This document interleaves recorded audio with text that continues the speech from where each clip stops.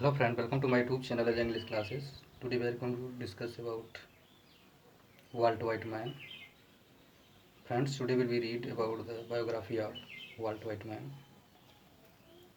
Friends last video में हमने Charles Lamb, Matthew Arnold, P B Shelley, John Keats इन सभी का डिटेल में अध्ययन कर चुके हैं। आप उसे प्लेलिस्ट में जाकर देख सकते हैं। और आज हम वॉल्ट वाइटमैन के बायोग्राफी के बारे में डिस्कस करेंगे। Now let us start this video. Walt Whitman biography. He was a philosopher, mystic and critic.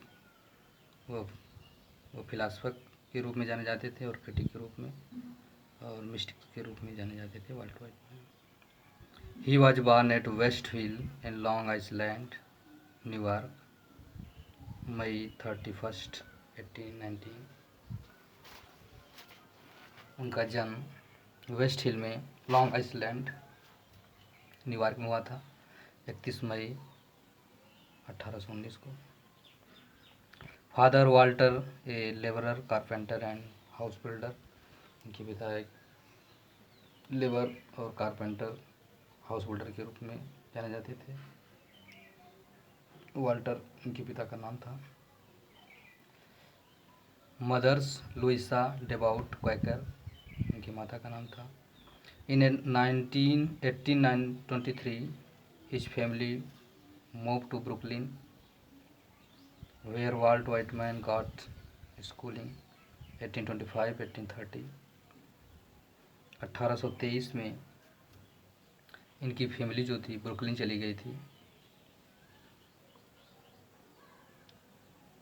New York से ब्रुकलिन चली गई, वेयर जहाँ वाल्ट वाइटमैन ने अपनी स्कूलिंग शिक्षा प्रारंभ की 1825 से 1830 में।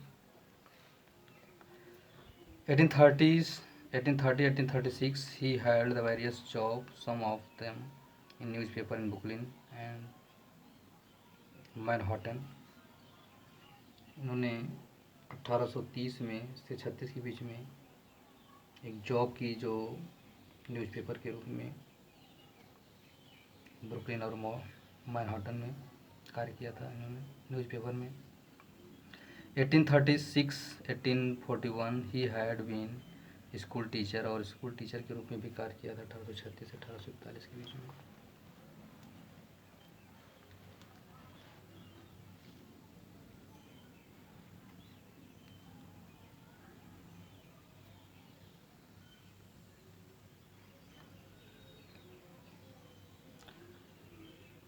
Eighteen 1847 reporter and editor in various newspaper. 1841-1847 के बीच में इन्होंने न्यूज़पेपर में एडिटर के रूप में भी कार्य किया। 1846 editor of Brooklyn daily eagle. 1846 में ब्रुकलिन में डेली ईगल के एडिटर भी रहे। 1842 में पब्लिश्ड फ्रैंकलिन इवांस, इनका वर्क जो पब्लिश हुआ था फ्रैंकलिन इवांस 1842 में। 1848 डिस्चार्ज फ्रॉम द ईगल, और जो ईगल डेली ईगल के एडिटर थे उस समय, उसी 1848 में डिस्चार्ज हो गए वहाँ से। 1848 visit new Orleans, worked on New Orleans newspaper and traveled on the Mississippi River and Great Lake. 1849 editor of Brooklyn Freeman, his journal. 1841 to 1851 he began to composed poem which were the published in Lips of Grass। 1841 से 1851 के में ही begin वह प्रारंभ किया composed a poem, एक poem लिखना, विच where published जो publish की गई थी लिव ऑफ ग्रास में। 1850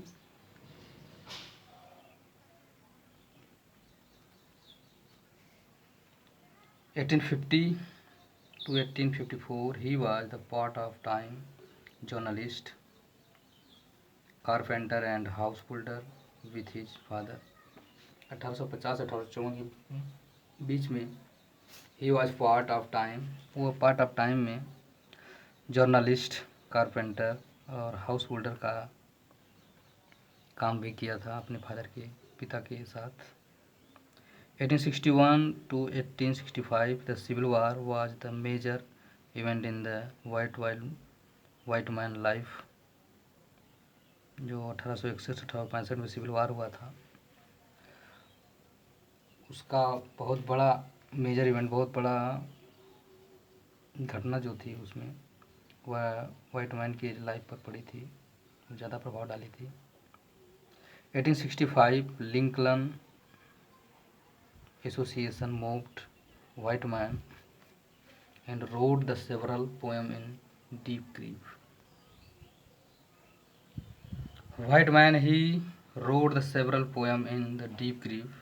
1873 he suffered a mild paralytic stroke which left him a semi-bald. White man last years 1880, 1888, 1892.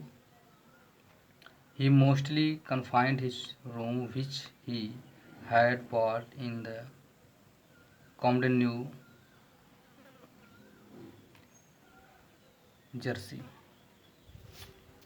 Camden, New Jersey. Critic W.D.O. Connor called him good grey poet.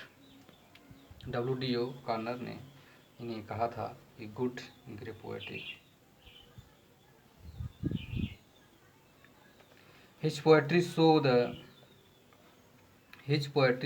the impact of romantic idealism. इनकी जो poetry है वो impact, प्रभाव डालती है romantic idealism पर, बहुत ज़्यादा प्रभाव डालती है। He harmonizes romanticism and realism.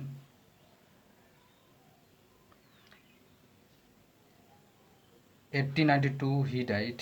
1892 में इनका देहांत हो गया था।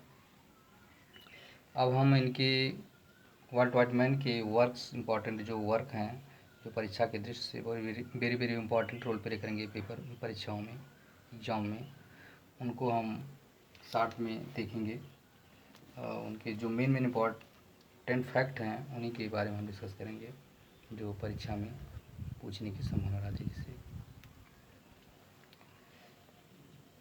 फर्स्ट वर्क इनका है फ्रैंकलिन नुआंस। 1842 में ये नॉवेल आया था इनका। 1842 में नॉवेल आया था फ्रैंकलिन नुआंस। The half breed a tale of the western frontier 1846 a novelette. Life and adventure of Jack Eagle 1852 में ये नॉवेल आया था इनका।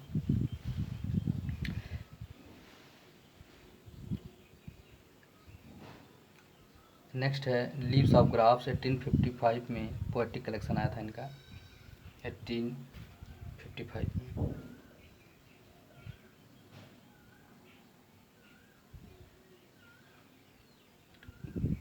नेक्स्ट है मैनी हेल्थ एंड ट्रेनिंग 1858 में सीरीज आया था इनका। Series of newspaper column worst novel, ये फर्स्ट नॉवेल के रूप में जाना जाता है। नेक्स्ट है ड्रम लेव्स 1865 वार पोएम में है। A democratic Vistas 1871 A pros work है इनका। फ्रेंड्स, ये हम इनका शॉर्ट में जो वर्क है उनके देख रहे हैं, इसके बाद हम इसको डिटेल में भी आगे देखेंगे।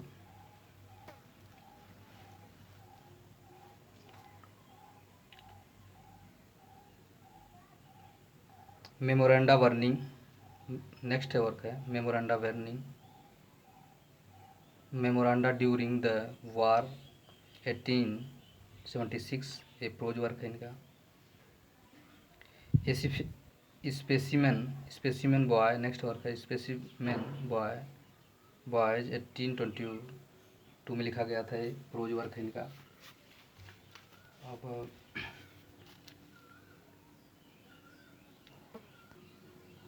friends, I hope you enjoy this video. Thank for watching this video. Thank for watching this video. Thank you so much.